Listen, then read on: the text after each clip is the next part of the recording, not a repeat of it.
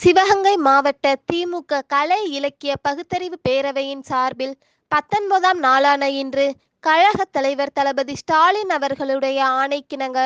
மாவட்ட கழக செயலாளர் கூட்டுறவுத்துறை அமைச்சர் KR பெரியகருப்பன் அவர்களின் அறிவுறுத்தலின்படி முன்னாள் அமைச்சர் அண்ணன் தென்னவன் அவர்கள் தலைமையில் நகர்மன்ற தலைவர் அண்ணன் முத்துத்துரை அவர்களின் முன்னிலையில்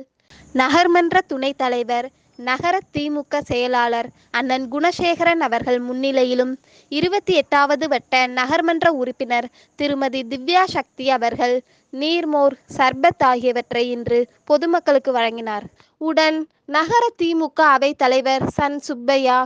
RKP முனீஸ்வரன், நகர துணை செயலாளர் லட்சுமி ராஜகணேஷ், மாவட்ட பிரதிநிதி அன்பு சேவியர், மாவட்ட மகளிர் அணி துணை அமைப்பாளர் குழந்தை தெரசா, பாடத்தான்பட்டி சேவியர், நகர்மன்ற உறுப்பினர்கள் கார்த்திகேயன், துரை நாகராஜன், தெய்வானை, இளமாறன், கலா காசிநாதன், முகமது சித்திக், ஹரிதாஸ், துரைராஜ், பூமிநாதன், விஷ்ணு பெருமாள், நாச்சம்மை, சிவாஜி, வட்ட கழக செயலாளர் ராஜகணேஷ், அருள்ராசு,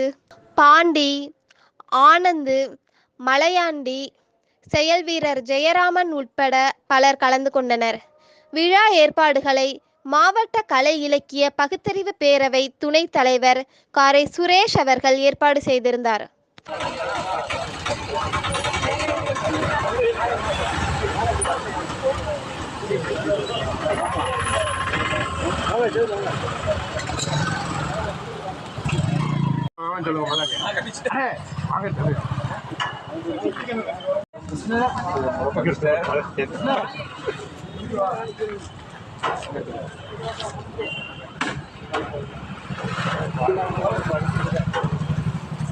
அப்படியே